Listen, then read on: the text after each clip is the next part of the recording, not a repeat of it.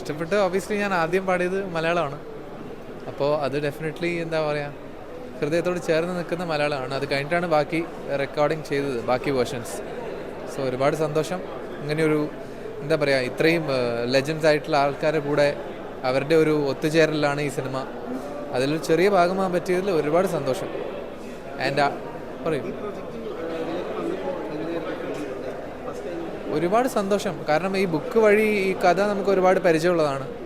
ആൾക്കാരെ ഒരുപാട് നെഞ്ചിലേറ്റിയ ഒരു കഥയാണിത്. അത് കഴിഞ്ഞ് എന്താ പറയുക, ഈ പടത്തിലൊരു പാട്ട് പാടാൻ കിട്ടണം, പിന്നെ ആ പാട്ട് പുറത്തിറങ്ങി ഈ ഒരു റിയാക്ഷൻ, ഒരുപാട് സന്തോഷം. ആൻഡ് അവസരം കിട്ടിയതിൽ ഒരുപാട് സന്തോഷം തന്നെയായിരുന്നു ആദ്യം. നമ്മൾ ഇൻസ്റ്റാഗ്രാം നമ്പേഴ്സൊക്കെ കൂടുന്നുണ്ട്, അങ്ങനെയൊക്കെ. പിന്നെ ആൾക്കാരുടെ എന്താ പറയുക, കൺഗ്രാജുലേഷൻസ് വരുന്നുണ്ട് ഒരുപാട് സ്ഥലത്തുനിന്ന്.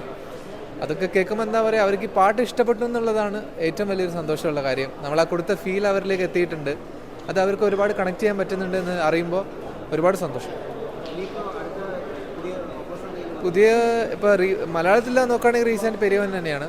അത് കഴിഞ്ഞ് തമിഴിൽ പാടിയിട്ടുണ്ട് 2 പാട്ട്, ഇമാൻ സാറിനും വിദ്യാസാഗറിനും വേണ്ടിയിട്ട്, വിദ്യാസാഗർ സാറിനും വേണ്ടിയിട്ട്. സോ അതാണ് ഇനി വരാനുള്ളത്, തമിഴ് തന്നെയാണ്. Thank you.